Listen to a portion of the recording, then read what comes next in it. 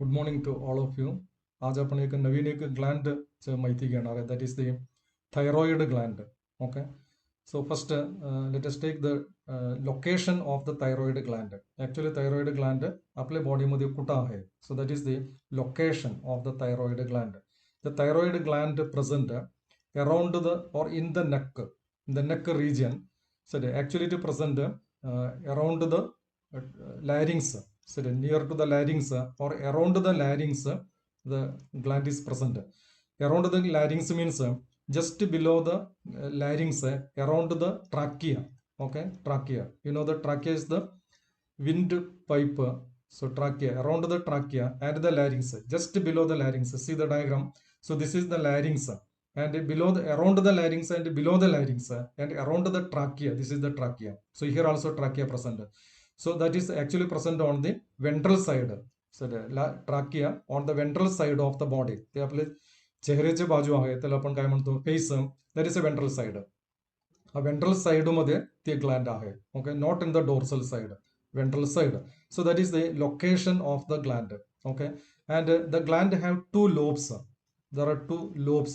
Each lobe is connected to each other. Two lobes connected by a non-glandular tissue. Connected by a non-glandular tissue that is known as the isthmus. So the name of the non-glandular tissue is known as the isthmus. So this is the diagram. So this is the right lobe and this is the left lobe. Okay, these two lobes are connected by a connection here. This is the non-glandular tissue, or it is known as the isthmus. So this isthmus is very important. It is not a glandular. It is a glandular kai nasnar without any gland. Such a non-glandular connection between the two lobe is known as what is that is known as isthmus. The same word isthmus we applied in the oviduct also. The connection between the uterus and the oviduct, the junction, that is known as isthmus. The same isthmus here to connect the two lobes of the thyroid gland, that is known as the isthmus.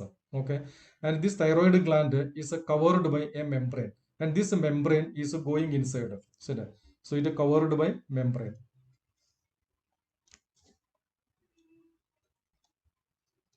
Covered by fibrous connective tissue membrane, and this membrane is go inside and then it produce a number of the lobes inside lobe, and each lobe containing number of the lobule. So that lobule, and this lobule is actually known as the follicles. So actually the thyroid gland is made up of the number of the follicles, and this follicle is actually the unit of the thyroid gland unit. So see here, and this follicle is projected outside bahar disu shakte in the form of the some of the markings. These markings I shown here in the diagram. म्हणजे ते ग्लँडच्या बाहेरच्या बाजूला बारीक असं फुगल्यासारखं किंवा ते पुकल्यासारखं दिसतंय. That is a follicle. ते आत असलेले फॉलिकल्स बाहेर दिसतंय. So it is made up of the number of the follicles, and this follicle is known as what is that is the unit of the thyroid gland. Okay, and let us take the TS, that is a location. Now take the TS of the thyroid gland. The TS of the thyroid gland is appearing like this. A diagram is shown in below. That is a TS of thyroid gland. TS of the thyroid. So in the TS, actually what is shown here, number of the follicles. These are the follicles, 1, 2, 3, 4, like a number of the follicle.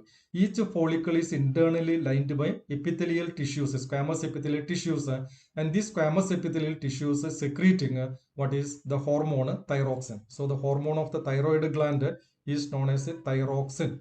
हा thyroxine तयार करणारे sale आहे ते प्रत्येक फॉलिकलच्या आतल्या बाजूला. Okay, in between the follicles there is a intercellular space, interfollicular space, and this interfollicular space filled with some connective tissues, fibrous connective tissue, that is known as a stroma. So between the follicles you can see the stroma. So what is actually stroma? Stroma is the fibrous connective tissue present between the follicles. Okay, so in the follicles you can see some of the C-shaped cells. C-shaped cell. This C-shaped cell is known as the C-shaped cell. त्याचं नाव आहे C म्हणजे clear असं meaning आहे. Clear cell or C-shaped cell. This C-shaped cell is known as the parafollicular cell.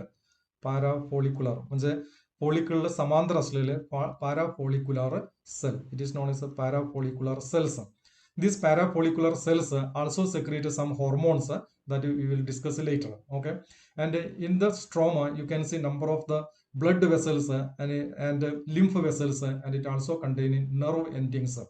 So the stroma containing arteries, veins, lymph, and nerves, nerve endings, all these present in the stroma, and this stroma helping to connect all the follicles together. सर्व follicles एकत्रित बांधण्यासाठी ये स्ट्रोमाची गरज आहे.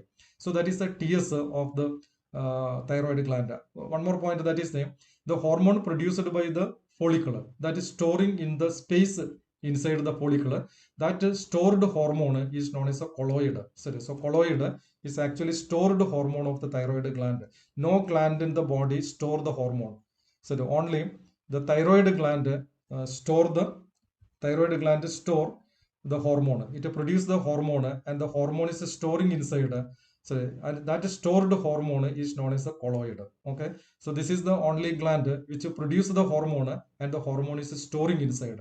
Okay, one more that is present in the pituitary gland, that is the pituitary that also storing the hormone, that is oxytocin and ADH hormone.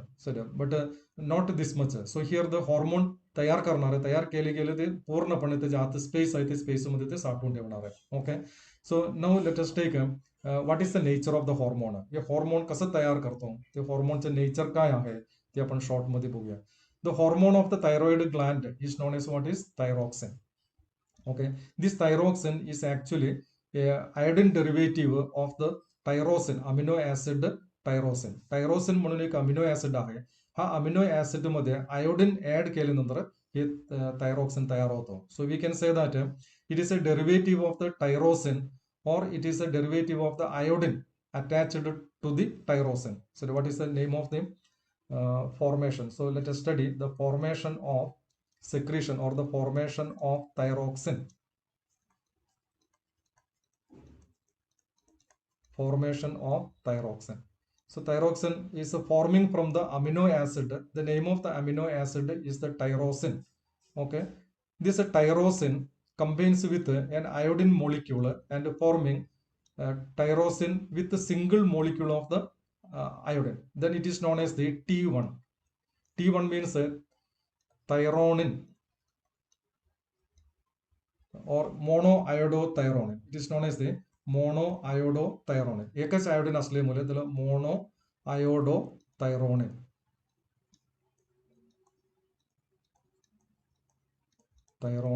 And this T1 combines with one more iodine molecule and it produces T2. So T2 is known as the diiodothyronine. Diiodo. Okay, thyronine. So it is producing, and the T2 is combines with one more iodine molecule and here forming a T3. So T3 is known as a triiodothyronine. So similarly, the T3 combines with one more iodine molecule and it produces T4. Okay, T4. T4 is known as a tetraiodothyronine. Tetraiodothyronine. Okay, so here the T3 and T4 is actually known as the thyroxine. This is the thyroxine. T1 and T2 is only the pathway, the product or the pathway for the formation of the T3 and T4. Both the T3 and T4 you can see in the colloid. So T1 and T2 is on the way and it is producing the T3 and T4, and both the T3 and T4 you can see in the colloid. Out of the T3 and T4, T3 is a more active. So it is a more active म्हणजे function करण्यासाठी ते सर्वात महत्वाचे आहे. आणि T4 is more पोटंट आहे, मोर ताकद जास्त आहे, मोर पोटंट म्हणजे ताकद. ओके, T4 ला ताकद जास्त आहे पण काम करत नाही व्यवस्थित. सर, आणि काम करण्यासाठी काय पाहिजे, T3 पाहिजे. T3 इज मोर ऍक्टिव्ह आणि T4 इज मोर पोटंट.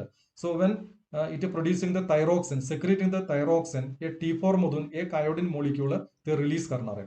सर, हे रिलीज केल्यानंतर इथं T3 तयार होतो. And this T3 is performing all the, that is actually thyroxine, and performing all the activities.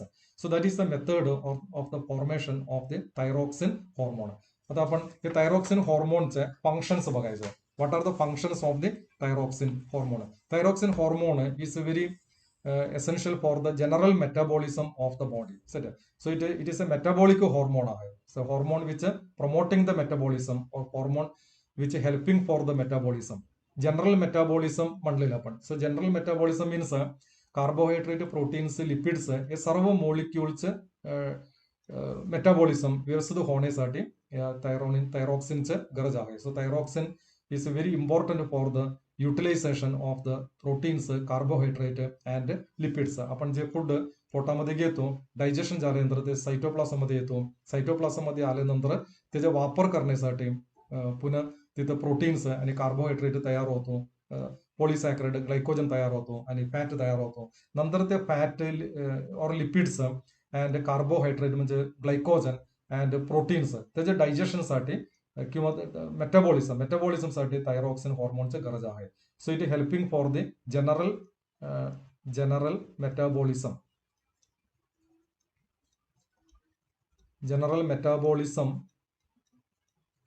Metabolism of proteins,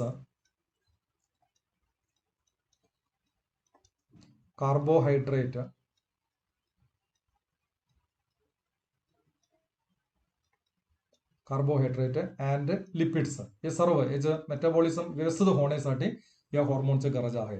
तर त्यामुळे this hormone helping for the growth and development.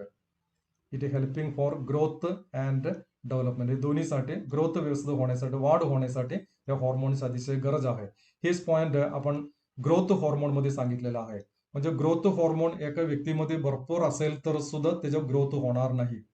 Growth हॉर्मोनच्या बरोबर काय पाहिजे, हे थायरॉक्सिन हॉर्मोन सुद्धा व्यवस्थित असावा. हे थायरॉक्सिन हॉर्मोनचे प्रोडक्शन कमी झाले, ग्रोथ हॉर्मोन किती पण असू दे त्याचे ग्रोथ होणार नाही. बिकॉज मेटाबॉलिझम या थायरॉक्सिन हॉर्मोनच्या हातात आहे.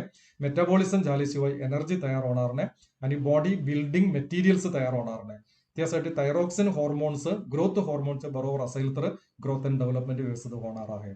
ओके, आणि नसेल तर ग्रोथ अँड डेव्हलपमेंट कुठं तर थांबणार आहे. So it also helping for the temperature regulation. म्हणजे hence it is known as a thermo regulation. आपल्या बॉडीचे 37 डिग्री सेंटीग्रेड टेम्परेचर आहे. हा टेम्परेचर मेंटेन करण्यासाठी थायरॉइड हॉर्मोनची गरज आहे, thermo regulation. So it is helping for the thermo regulation also. Temperature maintain करण्यासाठी.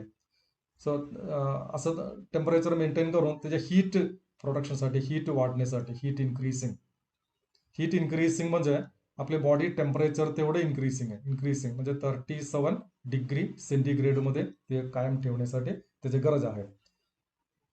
आणि it also increase the neurosecretory hormone. Neurosecretory हॉर्मोनचे प्रोडक्शन होण्यासाठी या हॉर्मोनची गरज आहे. Secretory hormone. So neurosecretory hormone म्हणजे इथं ऍक्च्युअली ॲड्रेनालिन आणि नॉर ॲड्रेनालिन हे दोन्हीचं नाव घ्यायचं. ॲड्रेनल ग्लँड तयार करणार आहे adrenaline and nor adrenaline, not nor adrenaline. हे दोन्ही हॉर्मोन्स व्यवस्थित तयार झाले पाहिजे आणि ते तयार झाल्याशिवाय हीट प्रोडक्शन वगैरे व्यवस्थित होणार नाही. ॲड्रेनालिन ब्लड फ्लो वाढणार आहे. सर हे ॲड्रेनालिन तयार करत असल्यामुळे ब्लड फ्लो वाढणार आहे. So it also helping for the RBC formation. RBC तयार होण्यासाठी, आरबीसी फॉर्मेशनला सुद्धा हे हॉर्मोनची गरज आहे. ओके, रिप्रोडक्टिव्ह सायकल मध्ये सुद्धा हे हॉर्मोनची गरज आहे.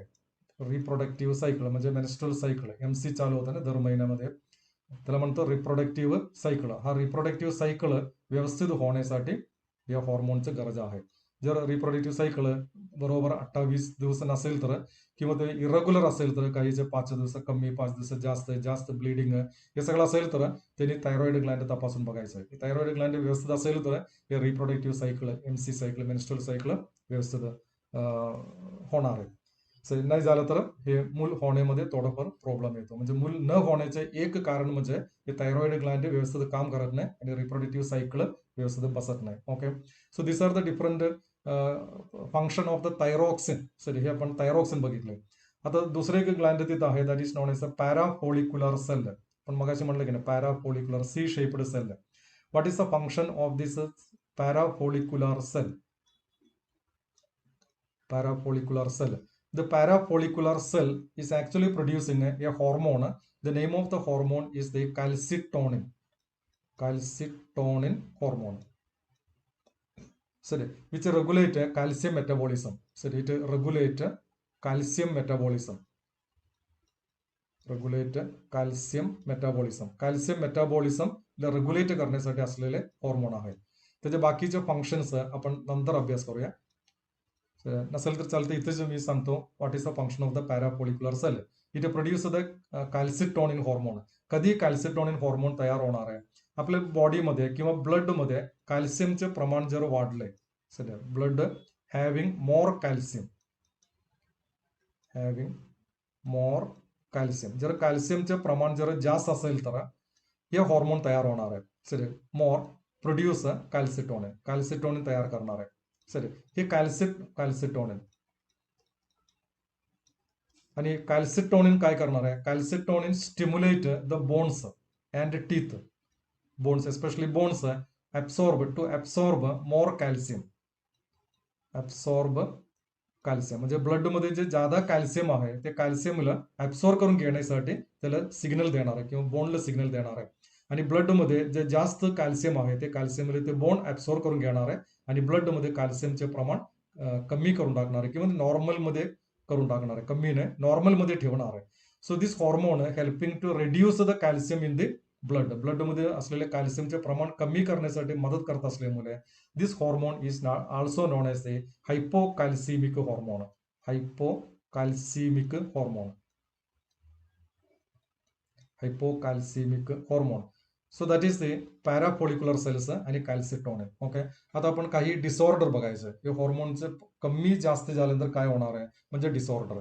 So no we are going to study the disorder of the thyroxine hormones. जर कॅल्सिटोनिन कमी असेल तर काय होणार आहे? कॅल्सिटोनिनचे प्रमाण जर कमी झालंय, हे कॅल्शियमचे प्रमाण ब्लडमध्ये वाढत जाणार आहे. कॅल्शियमचे प्रमाण ब्लडमध्ये वाढणे त्याला म्हणायचं आहे hyper calcemia. That is also dangerous. Calcium कमी झाले तरी सुद्धा डेंजरस आहे. कॅल्शियम कमी झालंय, आपल्याला ते मुंगी येणे किंवा ते मसल टिच येणे, एक पर्टिक्युलर मसल्स व्हायब्रेट होतो शॉर्ट पिरियडमध्ये, पुन्हा ते नॉर्मल कंडिशनमध्ये येतात. आपल्याला दिसते डोळ्याच्या बाजूचे ते पटपडते आणि काही हाताचे muscles, skeletal muscles. It is because the lack of the calcium. Hypocalcemia. कमी झालं तर हायपोकॅल्सिमिया म्हणायचं आणि वाढलं तर हायपर कॅल्सिमिया म्हणायचं. आणि हा hormone calcitonin helping to reduce the excess calcium in the blood to the normal condition. Okay, so now we study disorder. Disorders. So what are the disorder? One of the disorder, it is known as the hypothyroidism. Hyperthyroidism आणि आधी आपण hyperthyroidism बघूया. Hyperthyroidism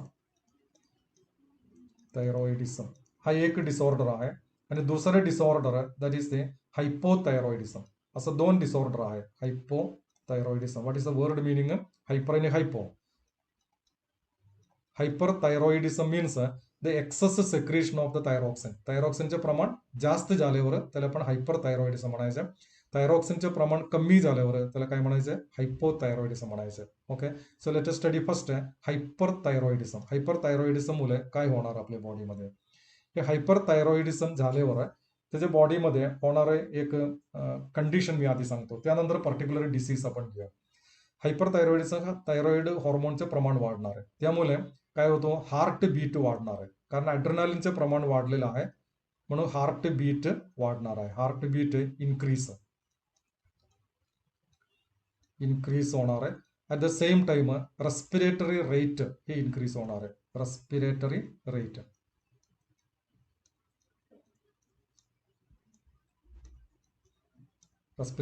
ही increase होणार आहे. Okay, आणि heat production वाढणार आहे. सर्व हीट प्रोडक्शन इन्क्रीज आहे, त्यामुळे टेम्परेचर वाढणार आहे. आपल्या बॉडीमध्ये हीट प्रोडक्शन वाढतात आणि त्यामुळे बॉडी टेम्परेचर इन्क्रीज होणार आहे. आणि दुसरं एक त्याचं मेन लक्षण असं आईबॉल आहे. Eyeball is protruding. Eyeball protrude जास्त बाहेर आलेले दिसते आपल्याला. आईबॉल म्हणजे असं एक आई असेल तर त्या आईमध्ये ते आईबॉल असं असं प्रोट्रूड झाल्यासारखं दिसते आपल्याला. ते माणसाकडे बघितल्यानंतर लहान मुलाला वगैरे भीती वाटणार, असं ते दोन्ही डोळे बेडकासारखं असं ते बाहेर प्रोजेक्ट झाले दिसते. आईबॉल प्रोट्रूड, प्रोट्रूड प्रोट्रूड म्हणजे बाहेर येणे, सर थोडासा बाहेर आल्यासारखं दिसते आपल्याला. ओके. आणि त्याच्याबरोबर अनेक physiological symptoms, physiological effect. Physiological effect म्हणजे काय आहे? फिजिओलॉजिकल इफेक्ट म्हणजे या व्यक्तीमध्ये हॉर्मोन्स जास्त असल्यामुळे ते नेहमी अस्वस्थ असणार आहे. सर एका ठिकाणी कधी थांबणार नाही, अनरेस्ट होतो. सर सारखं काही ना काही तर असं करत बसणार आहे. हायपर ऍक्टिव्हिटी, त्याला आपण म्हणतो हायपर ऍक्टिव्हिटी. असं मुलं आपल्या घरामध्ये असते किंवा आपल्या शेजारीमध्ये असते, ते कधी आई वडील सांगितलेलं ते ऐकत नाही, सारखं ते काहीतरी गडबड करत असते. तर त्याला म्हणायचं आपण हायपर ऍक्टिव्ह मुलं म्हणतो आपण. सर हे हायपर ऍक्टिव्हचे एक कारण, अनेक कारणपैकी एक हेच कारण असं सांगता येत नाही आपल्याला. एक म्हणजे हे थायरॉक्सिन हॉर्मोनचे एक्सेस प्रोडक्शनमुळे हायपर ऍक्टिव्हिटी होतो. इतर कारण पण आहे, अनेक जेनेटिकल रिझन आहे, इतर अनेक कारण आहे. त्याला हायपर ऍक्टिव्ह होते, कधी एका ठिकाणी थांबणार नाही. ते कधी कुठलं तरी एखादं काम मध्ये कायम ते राहणार नाही. लगेच ते एक काम घेणार आहे, लगेच बदलणार, दुसरं कामात ते इंटरेस्ट दाखवणार आहे आणि तिसरं कामात, असं ते सारखं ते त्याच्या माइंड कॉन्सन्ट्रेट होत नाही. असं एक कंडिशन, त्याला म्हणतो physiological effect of the hyper thyroidism. या हायपर थायरॉइडिझमला एक पर्टिक्युलर एक्झाम्पल, हायपर थायरॉइडिझम झाल्यामुळे होणारे एक डिसीजचं नाव मी सांगतो. That is known as the exophthalmic goitre. Okay. एक पर्टिक्युलर एक्झाम्पल हायपर थायरॉइडिझमला एक एक्झाम्पल आहे exophthalmic goitre.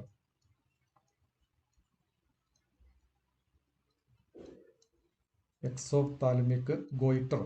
So what is actual exophthalmic goitre आहे? एक्सोफ्थॅल्मिया, त्यातून त्याचं मिनिंग आहे. एक्सो म्हणजे आउटसाइड, ऑफ्थॅल्मिया म्हणजे डोळ्याचा अभ्यास. म्हणजे मगाशी मी सांगितलं आईबॉल, हे आईबॉल एकदम बाहेर असं प्रोट्रुडिंग झाल्यासारखं दिसतंय, म्हणून त्याला एक्सोफ्थॅल्मिक गोइटर असं म्हणलेलं आहे. हे एक्सोफ्थॅल्मिक गोइटर झालेले ते व्यक्तीमध्ये ते ऍक्च्युअली ते अडल्टमध्ये होणार आहे. सर हे कंडिशन आहे, हे अडल्टमध्ये, शक्यतो अडल्टमध्ये दिसते, लहान मुलामध्ये ते दिसत नाही एक्सोथॅल्मिक गोइटर. हायपरथायरॉइडिझम मध्ये एक्सोथॅल्मिक गोइटर हे अडल्टमध्ये दिसतात. Sir it is characterized by protruding eyeball. First point, protruding eyeball. त्यातून आपण ओळखायचं ते व्यक्तीला एक्सोथॅल्मिक गोइटर आहे. प्रोट्रुडिंग आईबॉल, आईबॉल असं बाहेर आल्यासारखं दिसते आपल्याला, प्रोट्रुडिंग आईबॉल. ओके. हा एक व्हेरी इम्पॉर्टंट सिम्पटम आहे. आणि दुसरं एक इन्क्रीज्ड बीएमआर, बीएमआर वाढणार आहे. Increase BMR. बीएमआर म्हणजे basic metabolic rate. Sorry, basic metabolic rate BMR म्हणजे. हा बीएमआर म्हणजे एक ठराविक बेसिक मेटाबॉलिक रेट प्रत्येकाच्या मध्ये असतात, बेसिक मेटाबॉलिक रेट. आणि हॉर्मोन जर वाढले, हे मेटाबॉलिक रेट वाढणार आहे. मेटाबॉलिक रेट वाढले, हार्ट बीट वाढणार आहे आणि रेस्पिरेटरी रेट वाढणार आहे आणि अड्रेनालिन तयार होणे जास्त होणार आहे आणि ते हायपर ऍक्टिव्ह मध्ये जाणार आहे. सगळे बॉडी टेम्परेचर वाढणार आहे. सगळे इथं जे सांगितलेले पॉईंट आहे हे सगळं वाढणार आहे. That is known as increase basal metabolic rate. Effect heart beat हे सगळं इन्क्रीज होणार आहे, बीपी वाढणार आहे सगळं, आणि बॉडी टेम्परेचर वाढणार आहे. हे पुन्हा मी इथं सांगत नाही, हे सर्व पॉईंट आहे, हे सर्व पॉईंट इथं बेसल मेटाबॉलिक रेट वाढल्यावर पुन्हा होणार आहे. Okay. So that is the hyper thyroidism. आता आपण बघायचं आहे हायपोथायरॉइडिझम, बघूया आपण.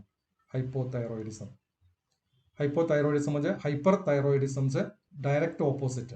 हॉर्मोन्स कमी झाले आणि त्यावेळेला हायपोथायरॉइडिझम होणार आहे. हे हायपोथायरॉइडिझम लहान मुलामध्ये एका पद्धतीनं त्याचा इफेक्ट होतो आणि अडल्ट झाल्यानंतर ते वेगळ्या पद्धतीने होतो. आणि आयोडीन कमी झाले ते तिसऱ्या पद्धतीने. म्हणजे हे हायपोथायरॉइडिझम 3 पद्धतीचं आहे. लहान मुलामध्ये होणारे हायपोथायरॉइडिझम, अडल्ट झाल्यानंतर होणारे हायपोथायरॉइडिझम, आयोडीन कमी मुलं होणारे हायपोथायरॉइडिझम, असं 3 टाईप हायपोथायरॉइडिझम आहे. ओके. हायपोथायरॉइडिझम.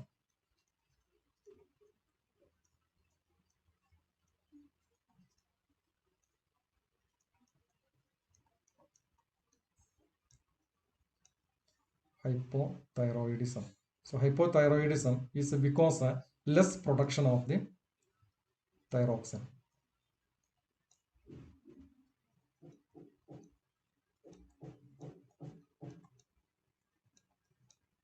लेस सेक्रेशन, कारण काय पण असेल, थायरॉक्सिन, थायरॉक्सिनचं प्रमाण कमी झालंय, त्या कंडिशनला आपण म्हणायचं थायरॉक्सिन, त्या कंडिशनला म्हणायचं हायपोथायरॉइडिझम.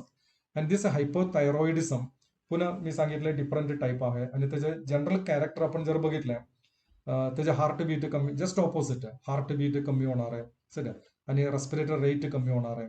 सरी लोअर म्हणजे आपण जनरली त्याला lower basal metabolic rate BMR lower होणार आहे आणि हार्ट बीट लोअर होणार आहे.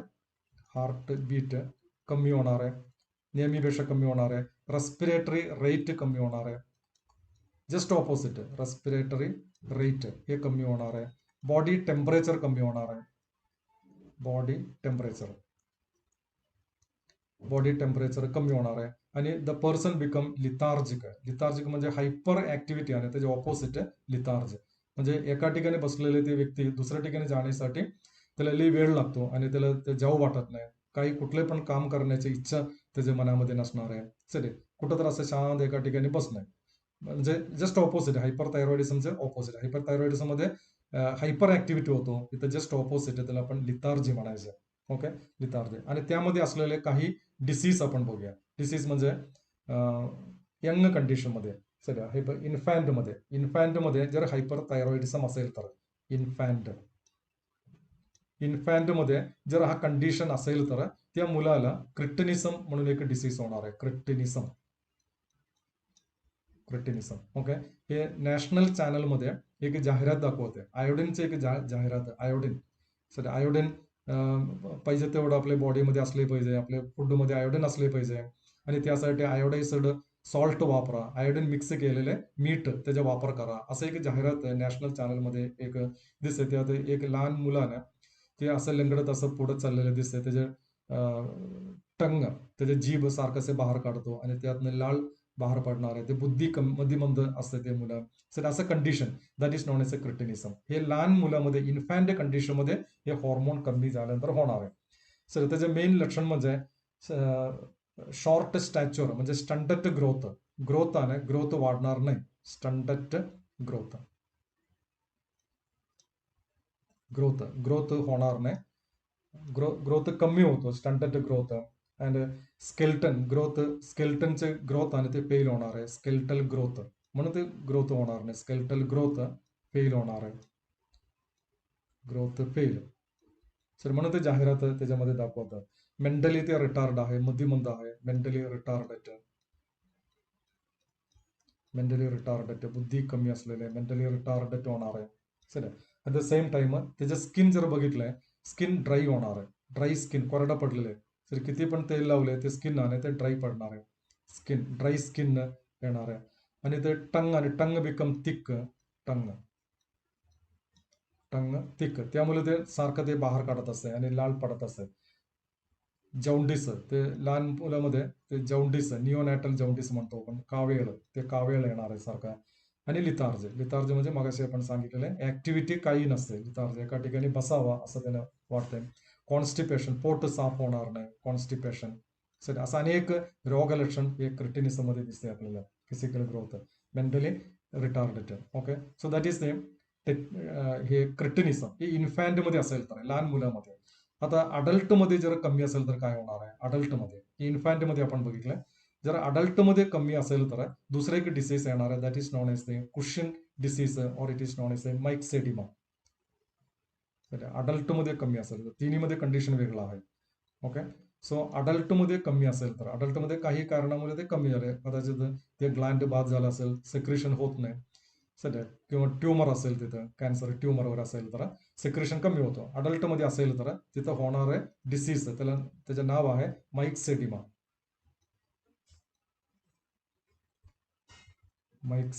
और मिक्सेडिमा म्हणतो आपण. मिक्सेडिमा.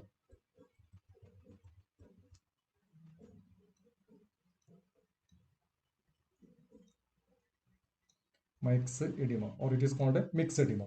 Okay, it is a deficiency of the thyroid hormone म्हणजे थायरॉक्सिन इन अडल्ट. लक्षात ठेवायचं, अडल्ट मध्ये असेल तर हे माइक्सेडिमा होणार आहे. मी तर ऍक्च्युअली ते जे रोग लक्षण काय आहे, बाकी सर्व आहे. BMR कमी होणार आहे, हे लक्षात ठेवायचं. लोअर हायपोथायरॉइडिझमला येणार सर्व रोग लक्षण इथे येणार आहे. BMR कमी होणार आहे, हार्ट बीट कमी होणार आहे, रेस्पिरेटरी रेट कमी होणार आहे, बॉडी टेम्परेचर कमी होणार आहे आणि ते लिथार्जी असते. हे सोडायचं नाही, हे तिथं असणार आहे. हे जे व्यतिरिक्त आपण माइक्सेडिमा कसं ओळखायचं? The skin become thick. Sorry, thick skin and पफ्फीनेस वाढणार आहे. पफ्फीनेस म्हणजे काय असतंय, चिरमुरे भरलेले पोतं असतंय ना, तसं त्याच्या बॉडी होणार आहे. त्याला आपण पफ्फीनेस म्हणतो आपण. चिरमुरीचं पोतं कसं असतंय, दिसायला एकदम मोठं असतंय, पण त्या आत सगळं पोकळेज आहे, ते म्हणजे वेट कमी आहे. आपण बोट लावले, असं आपले बोट वापरून त्याच्या स्किनमध्ये असं जरा टच केलंय, हे बोट वापरायचं आणि स्किनमध्ये असं टच केल्यानंतर ते स्किन असं खाली जाणार आहे. सर, आणि पुन्हा सरळ येण्यासाठी लई वेळ लागतो, लवकर येणार नाही. आपल्या स्किन असं नाही, आपल्या स्किनमध्ये असं बोट दाबले ते लगेच ते सरळ येते, बोट काढल्यानंतर ते सरळ येणार आहे. पण ह्या व्यक्तीच्या स्किनमध्ये असं बोटाने असं दाबले, ते असं खाली जातो, पुन्हा ते बोट काढल्यानंतर पुन्हा सरळ येण्यासाठी त्याला वेळ लागतो. म्हणजे ते पफिन असतं, that is known as a puffin असतं. सर, टिश्यू पर्टिक्युलरली फेस आणि एक्स्ट्रीमिटीज, फेसमध्ये सर्वात जास्त हे फेसमध्ये दिसतात. फेस आणि एक्स्ट्रीमिटी म्हणजे फिंगर्स किंवा हात आणि पायाचं एंड, एक्स्ट्रीमिटीज, तिथं हे जास्त सर्वात जास्त दिसते आपल्याला. एक्स्ट्रीमिटीज म्हणजे जास्त दिसते. सर, अलर्टनेस, लॅक ऑफ म्हणजे लिथार्जी इथं आहे, ते काही सांगायचं नाही. इंटेलिजन्स कमी होतो, म्हणजे बुद्धी कमी होणार आहे. विचार करण्याची क्षमता कमी होतो, इंटेलिजन्स लेस कमी होणार आहे. Okay. And suffering slow heart rate, ते काही पुन्हा सांगायची गरज नाही. हे सगळं ते feeling cold, body temperature maintain होणार नाही, हे सगळं ते अडल्ट कंडिशनमध्ये असेल तर त्याला मिक्सड इमा म्हणतो आपण. ओके. आता दुसरं अडल्टमध्येच होणार आहे, अडल्ट आणि मुलं दोन्हीमध्ये ते होणार आहे. That is known age iodine deficiency. It is called simple goitre. आपण जे गोइटर म्हणतो, that is a simple goitre. Sir, goitre झालेले लोकांना आपण ओळखतोय, त्याच्या ते ह्याच्यामध्ये असं थ्रॉटमध्ये असं तोडं असं, सर इथं असं फुगल्यासारखं दिसतंय. हे थ्रॉट असेल तर इथं तोड असं फुगल्यासारखं दिसते आपल्याला, हे एनलार्ज झालेलं दिसते. That is a goitre.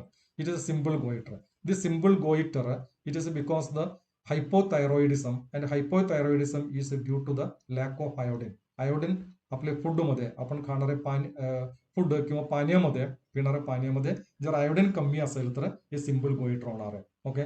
म्हणून सिम्पल गोइटर हे नेहमी कुठं असते, हिल्ली एरियामध्ये हे सर्वात जास्त आहे. हिल्ली एरिया म्हणजे ऍक्च्युली हे काय म्हणता येईल, ते नागालँड किंवा ते आसाम, असं ठिकाणी उंच ठिकाणी, समुद्र सपाटपासून उंच असलेल्या ठिकाणी त्याला आपण हिल्ली एरिया म्हणायचं. ही हिल्ली एरियामध्ये हे सिम्पल गोइटर येण्याचं कारण काय? त्याचं मेन कारण म्हणजे समुद्रामध्ये जे आल्गे आहे, सी वॉटरमध्ये, लक्षात ठेवा, सी वॉटर, हे सी वॉटरमध्ये जे आल्गे असते, आल्गे, दिस आल्गे प्रोड्युसिंग द आयोडीन. हे आल्गे आयोडीन तयार करणार आहे. आल्गे प्रोड्यूस आयोडीन, आयोडीन तयार करणार आहे. आणि त्यामुळे काय होतं, हे आल्गे खाणारे फिश आहे, ते फिशमध्ये हे आयोडीन भरपूर असणार आहे. आणि ते फिश खाणारे ते माणूस किंवा ते ॲनिमल आहे, माणूस आहे, त्यामध्ये हे आयोडीनचे कमी कधीच होणार नाही. सर, म्हणून ते सी वॉटर, समुद्र शेजारी असलेले ते लोकांमध्ये हे कधी हे आयोडीनचे कमी पण होणार नाही. पण हिल्ली एरियामध्ये काय होतं, समुद्र लेवल पासून असं उंच आहे, एकदम उंच असलेले ठिकाणे आहे, त्यामुळे हे समुद्र इथं सी असणार आहे आणि हे मात्र एकदम उंच आहे. त्यामुळे इथं आपण विहीर काढले किंवा इथं आपण जे कल्टिवेशन करतो, पालेभाजी किंवा काय असेल तर क्रॉप, त्यामध्ये हे आयोडीन असण्याची शक्यता फार कमी आहे. त्यामुळे हिल्ली एरियामध्ये राहणाऱ्या लोकांना हे आयोडीन कमी होणार आहे, कारण समुद्रापासून ते लांब असल्यामुळे. आणि समुद्रातले पाणी, ऍक्च्युली ते पाणी कडेला लँडमध्ये शिरणार आहे आणि त्यामध्ये असलेले आयोडीन तिथं वाढणारे जे प्लांट आहे, तांदूळ असेल किंवा ते ज्वार असेल किंवा कुठला पण प्लांट असेल, पालेभाजी असेल, त्याच्यामध्ये सुद्धा, व्हेजिटेबलमध्ये सुद्धा हे आयोडीन भरपूर असणार आहे. त्यामुळे समुद्राच्या जवळ असलेल्या लोकांना आयोडीनचे कमी कधी होणार नाही, त्याने सिम्पल गोइटर होण्याची शक्यता फार कमी आहे. ओके. पण हिल्ली एरियामध्ये असलेल्या लोकांना त्याचा इफेक्ट जास्त होतो, कारण समुद्रापासून ते लांब असल्यामुळे त्याला आयोडीन मिळत नाही. पाण्यामध्ये पण आयोडीन नसते, व्हेजिटेबलमध्ये पण आयोडीन नसते, आणि अशा कंडिशनमध्ये आपण काय करायचंय, आयोडाइज्ड सॉल्टचा वापर करायचा आहे. तिथं आयोडाइज्ड सॉल्ट म्हणजे सॉल्टमध्ये, मीठमध्ये आयोडीन मिक्स केलेलं आहे, त्याला आयोडाइज्ड सॉल्ट म्हणतो आपण. हे आयोडाइज्ड सॉल्टमध्ये सॉल्ट मिक्सिंग करत असताना किती प्रमाणामध्ये मिक्सिंग करायचे, पुस्तकामध्ये नाहीच आहे, 1:5000 ह्या प्रमाणामध्ये मिक्सिंग करायचं आहे. ग्राम 1:1 म्हणजे 1 ग्राम 5 किलोग्राम मीठमध्ये, 5 किलोग्राम मीठमध्ये 1 ग्राम आयोडीन, अशा पद्धतीने ते टाकायचं असते. हे पुस्तकामध्ये नसलेले पॉईंट आहे. असं टाकून द्यायचं. म्हणजे आपल्याकडे आता सांगली, कोल्हापूरचं काही भाग आणि सोलापूर किंवा ते अशा ठिकाणी हे समुद्र फार लांब आहे आणि त्यांना हे आयोडाइज्ड सॉल्टची गरज आहे. जे कोकण एरियामध्ये राहतो त्यांना या आयोडाइज्ड सॉल्टची गरज नाहीच आहे, कारण कोकण एरियामध्ये समुद्र जवळ आहे आणि तिथं वाढणाऱ्या प्लांटमध्ये व्हेजिटेबल असेल, इतर काही प्लांट असेल, त्यामध्ये आयोडीन भरपूर असतात आणि ते पिणारे पाणीमध्ये सुद्धा आयोडीन असते, म्हणून त्यांना आयोडाइज्ड सॉल्टची काही गरज नाही. पण आता जे कुठेही गेल्यानंतर आयोडाइज्ड सॉल्ट वापरले जाते, ते काही गरज नाही. Okay, so that is the disorder, म्हणजे hypothyroidism disorder. And calcitonin, I already explained here, it is helping to reduce the calcium in the blood. So calcitonin is known as the hypocalcemic hormone. Okay, अजून एक gland मी explain करतो, that is the parathyroid gland, because it is closely related with the thyroid gland. So we can study the parathyroid gland. So next gland is the parathyroid gland. Para means समांतर असं meaning आहे, English Greek word. So parallel असं त्याचं meaning आहे. Parallel असलेले, त्या ग्लँडला समांतर असलेले किंवा पॅरलल असलेले ग्लँड, म्हणून त्याला पॅराथायरॉइड ग्लँड म्हणलेला आहे. आणि पॅराथायरॉइड ग्लँड ऍक्च्युली त्याच ग्लँडमध्ये असतात, ते एका ग्लँडमध्ये दुसरा ग्लँड असा आहे. हे ग्लँड मी सांगितलंय त्याचं नेकच्या वेंट्रल साईडमध्ये असणार आहे, फक्त पॅराथायरॉइड ग्लँड त्याच्या डोर्सल साईडमध्ये असणार आहे, एवढं डिफरन्स आहे. ओके, आता हा डायग्राम तिथं असू दे, that is actually thyroid gland आहे. हे थायरॉइड ग्लँडच्या ऑपोजिट साईड बघायचं, sir opposite side. So number 3rd gland parathyroid gland.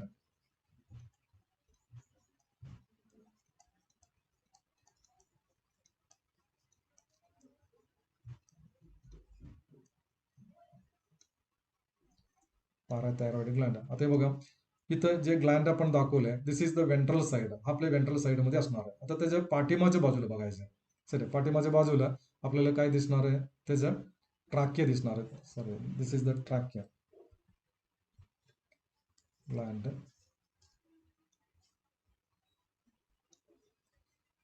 So this is trachea. Okay, पाठीमागच्या बाजू म्हटलं तर इथं आपल्याला ते इसोफॅगस गेलेले पण दिसणार आहे. इसोफॅगस, दिस इज इसोफॅगस. आणि हा ग्लँड आहे कुठलं, थायरॉइड ग्लँड. हे थायरॉइड ग्लँडचा लोब, 2 लोब इथं दिसते. इस्थमस इथं नाही दिसणार आहे, इस्थमस नाहीच आहे. डोर्सल साईड मध्ये इस्थमस नाही दिसणार आहे. डोर्सल साईड, वेंट्रल साईड मध्ये इस्थमस दिसते आपल्याला. Okay, so this is the ventral dorsal view आहे, dorsal side, dorsal side of thyroid, थायरॉइडचे डोर्सल साईड. हे डोर्सल साईड मध्ये दोन्ही लोब दिसते आपल्याला. हे प्रत्येक लोब मध्ये 2 ग्लँड, इथे एक ग्लँड दिसते बारीक असं स्फरिकल, इथं दुसरे सेम ग्लँड सर. आणि ह्या लोब मध्ये, लेफ्ट लोब मध्ये सुद्धा 2 ग्लँड दिसते. This glands are known as what is, that is the parathyroid gland. This is the पॅराथायरॉइड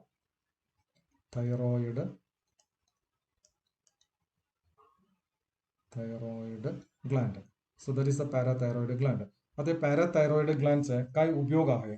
पॅराथायरॉइड gland is also known as the, तर दुसरे काही नाव दिलेलं आहे, that is the Collip's gland. It is also known as the कोलिप्स.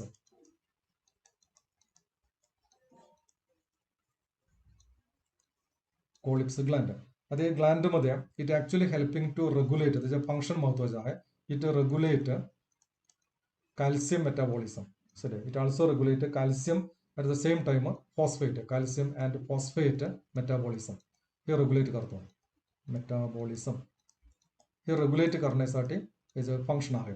आणि ते same कॅल्शियमचे आपण कुठं घेतलं होतं, पॅराफोलिक्युलर सेल मध्ये घेतलं होतं, त्याचं पण फंक्शन तेच आहे, पण इथं जस्ट ऑपोजिट फंक्शन आहे. So this hormone actually increase calcium blood मध्ये आहे ना, increase calcium level, calcium and phosphate in blood. ब्लडमध्ये ते इन्क्रीज करणार आहे, वाढवणार आहे. जर ब्लडमध्ये कॅल्शियमचे प्रमाण कमी झालंय आणि त्यावेळेला हे हॉर्मोन तयार करणार आहे. Sir the name of the hormone is the parathormone. ते नाव आहे पॅराथॉर्मोन. ते तयार करणारे हॉर्मोन आहे, that is known as the parathormone. Parathyroid hormone ते एकत्र जोडून पॅराथॉर्मोन केलेला आहे, parathormone. It is known as the short मध्ये parathyroid hormone, PTH.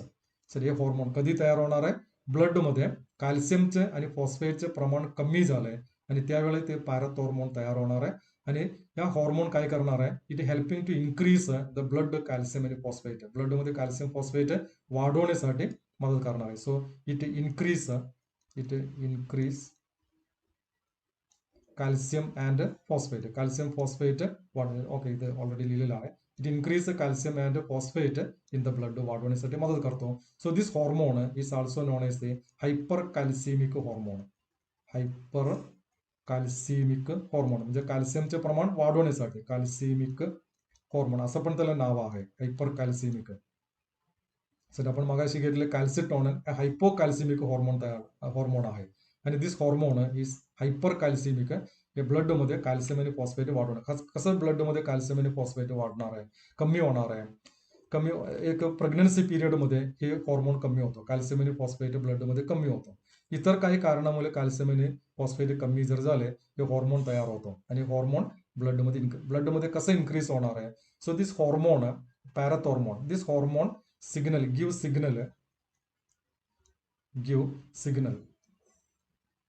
Signal to बोनला सिग्नल देणार आहे. आणि ते बोन मधून bone release the calcium. Bone मध्ये कॅल्शियम फॉस्फेट भरपूर असणार ना. सो बोन मधून कॅल्शियम आणि phosphate release in to blood मध्ये रिलीज करणार आहे. आणि रिलीज केले ते नॉर्मल कंडिशन मध्ये आले पुन्हा तिथं थांबणार आहे. Okay, so that is the parathormone. So parathormone helping to increase calcium and phosphate from the blood by dissolving, releasing the calcium and phosphate from the bone, and calcitonin helping to decrease the blood calcium. ते बोनला absorb करण्यासाठी ते मदत करतो. So these two hormones are working in opposite. It is known as the antagonistic hormone. हा दोन्ही हॉर्मोनाने opposite काम करणारे hormone असल्यामुळे त्याला आपण काय म्हणतो, अँटागॉनिस्टिक हॉर्मोन म्हणतो आपण, ऑपोजिट काम करणारे hormone. So that is the parathormone. आणि दिस पॅरथ हॉर्मोन जर हायपर कॅल्सियम जर झाले आपल्या बॉडीमध्ये, जर जास्त कॅल्शियम जर झाले किंवा कॅल्शियमचे हायपोसेक्रेशन, कॅल्शियम जर कमी झाले त्याला आपण काय म्हणतो, किंवा हा हॉर्मोन हायपोसेक्रेशन झाल्यावर, hyposecretion of the parathormone, hyposecretion of PTH. जर पीटीएच कमी झाले, हायपोसेक्रेशन जर झाले तर काय होणार आहे, concentration of calcium in the blood increase होणार आहे. सॉरी, डिक्रीज होणार आहे. कॅल्शियमचे प्रमाण काय होणार आहे, ते कॉन्सन्ट्रेशन बिकम डिक्रीज.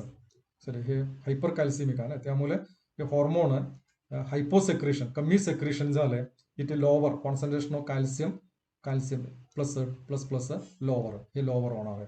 असं आपल्या ब्लडमध्ये कॅल्शियमचे प्रमाण जर कमी झालंय, it cause some problems. That is that increase the excitability of the nerves and muscles, and it resulting in the muscle twitch होणार आहे, muscle twitch.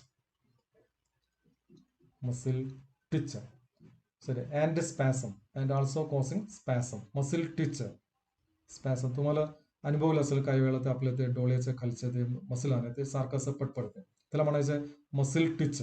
आणि काही वेळा आपले शोल्डर, हे शोल्डर असेल तिथं हात आहे, sir this is the shoulder. हे शोल्डर रिजन मध्ये सर असं शोल्डर, इथे एक मसल आहे, ते मसल आणि सारखं कुठले मसल आहे, बायसेप्स आणि ट्रायसेप्स मसल.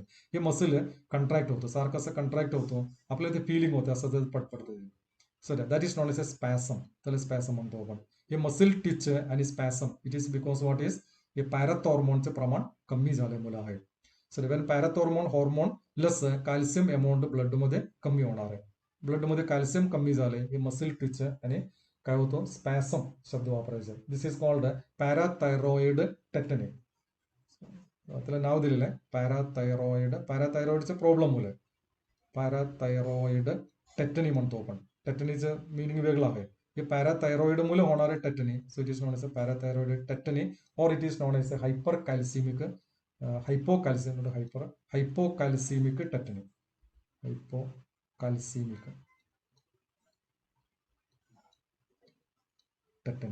हायपोकॅल्सिमिक टेटनी म्हणतात. तसेच काय होणार आहे, हायपर पण होणार नाही. जरा हॉर्मोनचे प्रमाण जरा जास्त झालंय त्यावेळेला काय होणार आहे, बोन्स मधून जास्त कॅल्शियम ब्लड मध्ये येणार आहे. सर त्याला हायपर कॅल्सिमिया म्हणायचं आपण. ब्लड मध्ये जास्त कॅल्शियम आलंय त्याला हायपर कॅल्सिमिया. ओके, सो मोर प्रोडक्शन, पॅराथॉर्मोन प्रोडक्शन मोर. पॅराथॉर्मोन हॉर्मोन मोर, जास्त म्हणजे काय, हायपर सेक्रेशन असेल तर, हायपर सेक्रेशन.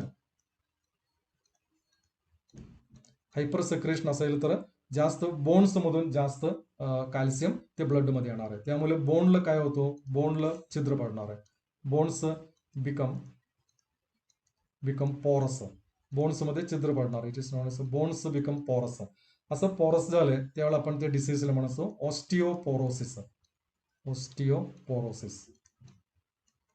ऑस्टिओपोरोसिस सांधिवादून गुडघं दुखणे वगैरे, कोपरे दुखणे, गुडघं दुखणे वगैरे आहे, त्याला आपण ऑस्टिओपोरोसिस म्हणायचं. ऑस्टिओपोरोसिस झाले हे शक्यतो ते वुमन मध्ये जास्त होणार आहे. वुमन सॉरी लेडीज मध्ये जास्त होतं. त्याचे कारण म्हणजे लेडीज मध्ये सुद्धा प्रत्येक वेळ होत नाही. ते 50 वर्ष चे पुढे असलेले ते लेडी आहे, वुमन आहे, त्यालाही सर्वात जास्त गुडघे दुखणे वगैरे ते प्रॉब्लेम ते 50 वर्षाचे पुढचे असणार आहे. कारण तुम्हाला माहिती आहे, मी ऑलरेडी एक्सप्लेन केलंय. Sorry as greater than 50 years. कारण 50 वर्षानंतर काय होतो, हे मेन्स्ट्रुअल सायकल MC म्हणतो आपण, हे स्टॉप होणार आहे. सॉरी मेन्स्ट्रुअल सायकल स्टॉप झालंय.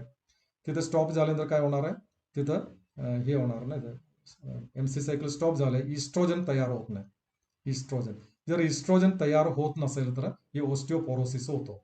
त्यामुळे ते 50 वर्षाचे पुढचे वय असलेले ते लेडीजला ऑस्टिओपोरोसिस जास्त होण्याचं कारण म्हणजे मेन्स्ट्रुअल सायकल थांबणार आहे आणि इस्ट्रोजनचे प्रमाण कमी, इस्ट्रोजन लेस, आणि that causing the hyper secretion hyper secretion of the parathyroid hormones and that leading to the problems. Osteoporosis जास्त होणार आहे. कारण कमी असेल तर बोन्स मधून हे कॅल्शियम ते ब्लड मध्ये येणार आहे आणि bones become weak and weak. That is known as the osteoporosis. Okay, so that is the different glands आपण जे अभ्यास केलेले ग्लँड, 2 ग्लँड आपण आज अभ्यास केलेले. That is the thyroid gland and their abnormalities and their hormones. Sir दुसरे एक gland parathyroid hormones, parathyroid gland त्याचे हॉर्मोन्स आणि त्याचे abnormalities. Okay, आज एवढं बस. Next lecture I will explain the remaining gland. Okay, thank you very much.